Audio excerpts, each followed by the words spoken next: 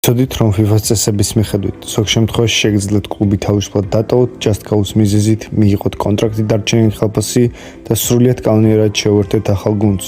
აი ხუთი მსგავსი Just Cause მიზეზი, რომელიც გაძლევს შეაძლებლობას სამხრივად გაწყვეტეთ კონტრაქტი და მოითხოვოთ ის, რაც კანონით გეკუთვნით. პირველი, ხელფასის მრავალჯერადი გადაუხდელობა.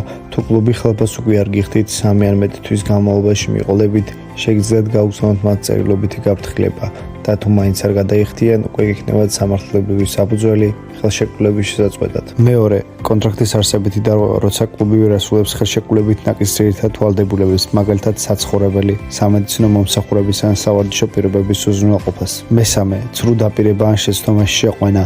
თუ აგენტი ან კლუბი დაკვირდებათ ისეთ პირობებს, რომლებიც შემდგომ არ შესრულდება, მაგალითად სახელშეკრულებო სახელფასო პირობები ან საცხოვრებელი პირობები. მეოთხე, უსამართლო დაქვეითება ან გარიცხვა. როცა კლუბი უსაფუძვლოდ გიგზავნოთ ვარჯიშს, თამაშს, არ გაძლევთ შეაძლებლობებს ან ფინანსური უფლებების გამოყენების საშუალებას. მეხუთე, ხელფასის ან პირობების უსამართლო შეცვლა. როცა კლუბი თქვენი თანხმობის გარეშე ცვლის ხელშეკრულების მნიშვნელოვან პირობებს ან ამცირებს ანაზღაურებას. ამ ყოველივეს რეალურ მაგალითს კი წარმოადგენს ფრენკ რიბერი, რომელმაც უჩივლა გალათასარაის მას შემდგომ რაც კლუბმა დაახლოებით 4 თვის განმავლობაში მას ხელფასი არ გადაუხადა. FIFA და CISM კი დაადგინეს, რომ მას ჰქონდა უფლება შეერთებოდა მარსელს და მიიღო ხელფასის დარჩენილი ნაწილი, რომელიც კონტრაქტით იყო გათვალისწინებული.